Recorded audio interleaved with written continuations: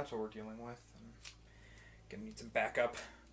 Hey, sweetie, have you seen what's going on? Yes, it's spreading. Yeah, you got a plan to help out? Oh, what are you talking about? It's an entire episode about shipping. How could I not be excited about this? Woohoo!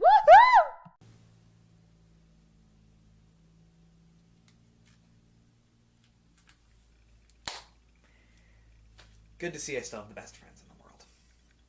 You guys have any ideas? Nope, nothing. Yeah, same. I really don't have any good advice for this kind of thing. It's an infection, it'll just kill us all anyway. Well, you're all useless. Hello, everybody, my name is Robin0928, and welcome back to My Little Robin Reviewing His Magic. And, well, if we're all gonna die from hard eye syndrome, least we can do is take a look at the good, the bad, and what I think overall in Too Hard to Say Anything. Well, starting off, this episode is hilarious. It's incredibly funny and it never lets up the pacing of its jokes. It has an almost Animaniacs vibe to the humor, as most of the jokes rely on upping the slapstick humor with more and more ridiculous scenarios. While it's slightly strange for MLP, the characters in this episode absolutely sell the style of humor. This isn't the main six we're talking about, it's the CMC and Big Mac, so they can get away with some more bending of the traditional humor of MLP. And for me, this is the perfect moment to start talking about the best and yet somehow worst part of this episode, Featherbangs.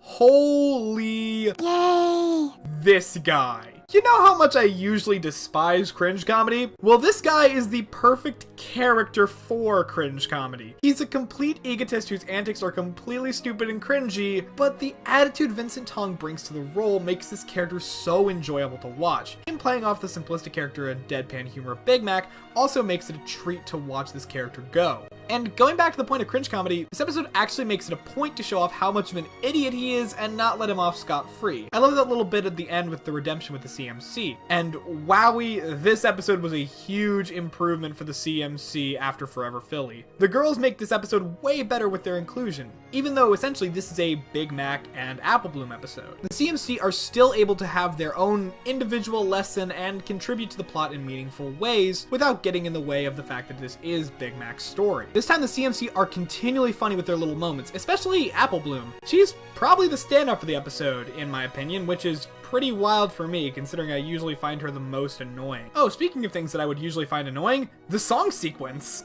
This might be one of the funniest songs in the show's history, with an exception being Pinkie Pride's Battle song. Personally, I find that Weird Al's polka medley style approach to this song is really good, but the contrasting country and modern pop music styles make this song really funny and a great climax to the episode. In all honesty, I was actually listening to the song a lot while working on this episode. It's that good. Peter New and Vincent Tong also surprisingly have really good singing voices, even though the song is pretty much a giant joke. Either way, now that I've gushed about this episode a lot, let's talk about the things I felt dragged this otherwise fun episode down a few pegs.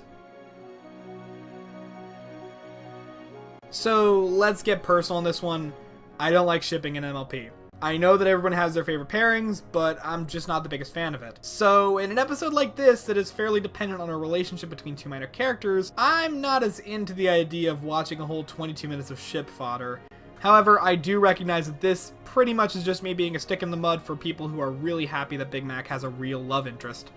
Side note, that was some really good lampshading for anyone who shipped Cheerly and Mac. Nice stuff. On a bit more of a practical side, I have to say that I felt like this episode had a lot of pacing problems with story, mainly in the middle being too short. I don't know, I think that the pre-title sequence went on a bit too long, and with the song being kind of the big climax of the episode, the fact the conclusion is also pretty dang long makes the episode's main conflict feel like one that just whizzes by in a few minutes. This is helped by the amount of jokes in the episode, but constant comedy can only keep it going for so long. Also, this is a really minor problem, but I feel like this village is still honestly too small that it's hard to believe anything actually happens there. I mean, we see a lot of extras in this episode, but in the wide shot there's like 12 houses, and there seems to be a few dozen people living in this town, but there's no new construction.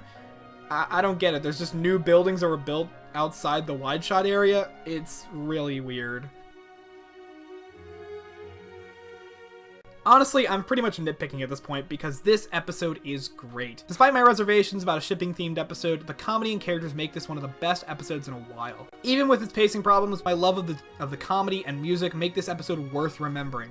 My name is Robin0928, and I'll see you next time when I look at something. I look at something because they don't go in order, and I choose whatever I think would give me more material, so... Yeah, fight me, Internet.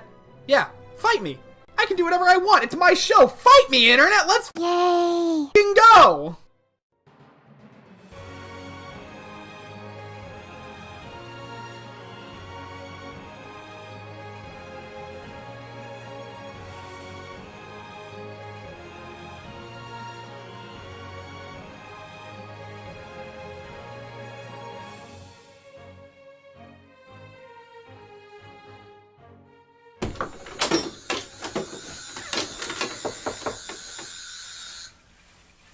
Need a hand with anything, boss? Oh, hey! Welcome back, bud! You abandoned any surrogate families that could have used your help to save the world anytime soon? And I see you have been taking everything with stride. It's been a year since you've left. What possible reason do you have for coming back now? Researching aberrations. And... it's worse than we initially thought. See, the aberrations aren't just occurring at the moment of the universal shift. They've been occurring throughout time as well. Small and large changes happening to you and people around you over the last 5 years. And the future? It's the same deal. Things from parallel universes and alternate timelines shift and flow into the main timeline, changing things in our universe. Tell me, has there ever been a change in your life that you couldn't explain? What happens now? Oh, bull crap! I noticed that the room looks way different than it used to look. Well, it has nothing to do with the fact that you fell asleep for 2 months and have been completely incapacitated as we moved everything. Oh yeah, okay. Wait, we did what? Have you ever gained any items that you couldn't remember getting? I don't remember buying this. I think it's magic. It's probably magic. Well, might as well. Life-altering events that you have no explanation for. Wait, what's happening? Ah!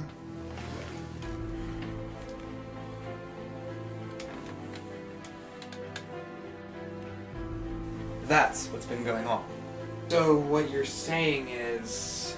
basically, everything that's ever happened in your life has been leading to this moment. It's sort of destiny, if you will. Bull. What? All of it. Destiny. It's crap. It's total hogwash.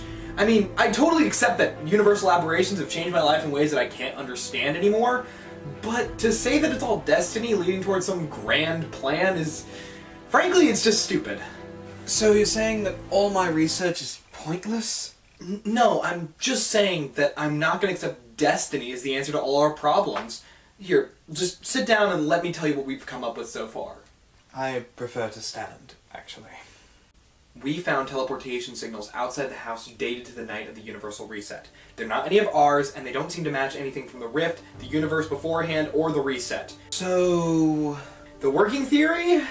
Well... we think somebody might have hopped ship from another universe. So that, sounds like an adventure. Wouldn't happen to mind somebody maybe traveling through some alternate dimensions and looking for missing people? That doesn't sound too ethical. Not something we would have done a few years ago. Well, the universe is still new. There's always time for us to break it anyway. Alright then. Operation Break the Rules Until We Do Something Incredibly Stupid is a go. Planning on sticking around this time? Alright then, I'll be popping in and out. Nothing too permanent, I don't want to impede your work. Just regular updates on my investigation.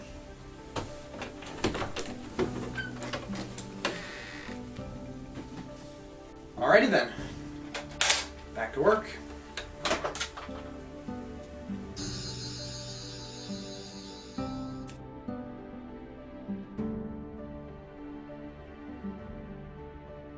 Logdate 240-329-829.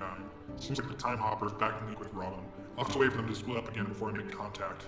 Logging off for now.